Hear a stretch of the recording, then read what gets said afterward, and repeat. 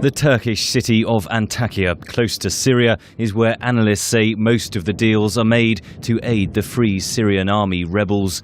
But few people here will admit that foreign countries are arming the opposition. Ahmad al-Kanatre Abu Hamza, commander of the Omar al-Mukhtar brigade of the FSA, told VOA last month most of the group's weapons are confiscated from defeated Syrian forces. We get no help from other countries. All our arms are light weapons and they are old. But off-camera, other FSA fighters admitted to receiving foreign arms. This video given to VOA allegedly shows an arsenal of weapons and ammunition outside the besieged Syrian city of Aleppo, where the government and rebels have been fighting for weeks. Its origin is unknown. Foreign officials, including those in the US and Britain, publicly say assistance to the Syrian opposition is limited to humanitarian and educational programs.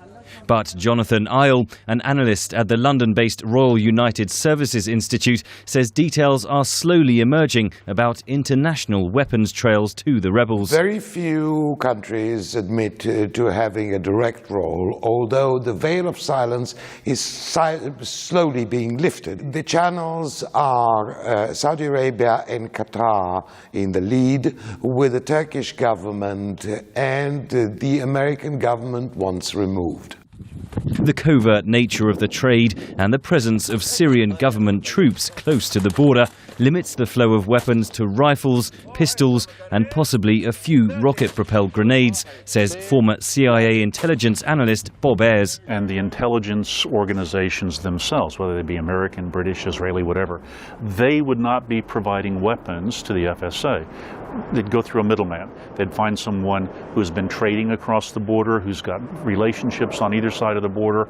Ayres says a big problem is that foreign powers don't know exactly who they're giving the weapons to. We don't really have a unified opposition to Assad, and there's no way that you can deal with them as if they are a unified entity. They're fragmented, they're small groups, there's no centralized control, although we'd like to see it, and we behave like there isn't.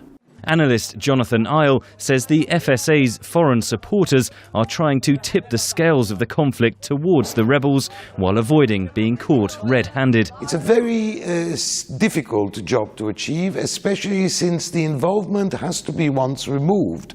Let us not forget, we do not have a UN Security Council mandate to do more than that, nor is any Western government proposing to become directly involved. As the fighting continues, Isle says current foreign support for rebels is having minimal impact, and the outcome will ultimately be decided by the loyalty of the Syrian military to President Bashar al-Assad.